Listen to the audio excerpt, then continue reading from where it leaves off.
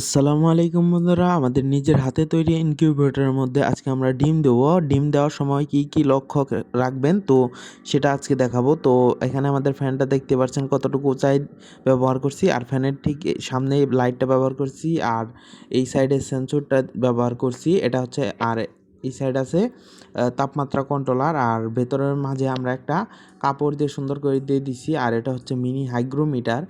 আর ডিম বসানোর 2 ঘন্টা পূর্বে মেশিনটা লাইন দিয়ে রাখবেন, যেন মেশিনটা ঠিক হিট সব ঠিক থাকে, একদম ডিম বসানোর পরিবেশ হয়। আর এই জায়গাটা রাখছি অক্সিজেন প্রবেশের জন্য। এই হাইগ্রোমিটার সাইজ অনুযায়ী 80 থেকে 90 ডিমের ইনকিউবেটর হলে হাইগ্রোমিটার সাইজ অনুযায়ী একটা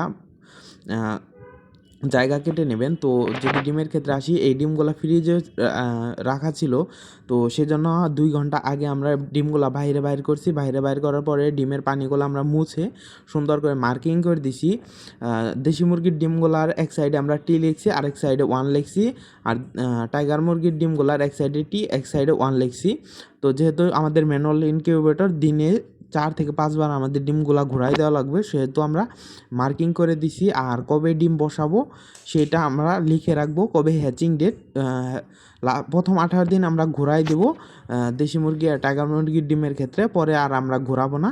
তো এই যে আপনারা দেখতে পাচ্ছেন কীভাবে আমরা মার্কিং করে দিছি, এবং হ্যাচিংয়ের সময় কিন্তু ডিম ঘোরানো লাগে না। লাস্টের 3 দিন, ওই 3 দিন আর্দ্রতার পরিমাণটা একটু বাড়ায় দিতে হয়। তো এই যে আমরা মেশিন 2 ঘন্টা প্লাস চালু রাখছি। তো এই যে নিচে কাপড় দেওয়া আছে, আর এখন আমরা ডিমগুলো একটা একটা সুন্দর করে বসায় দেবো।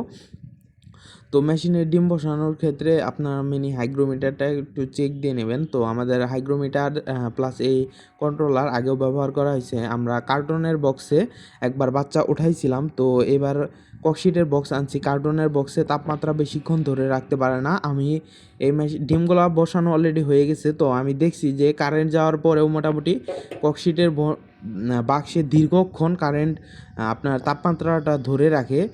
তো এই যে এখানে আমাদের ডিমগুলো বসানো শেষ। তো এখন সবগুলা ডিমে আমরা টি উপরে রাখছি, এবং পরের ক্ষেত্রে এক সাইড করে আমরা ঘোরাই দেব। দিনে একটা ডিম পুরোটাই ঘুরে যাবে।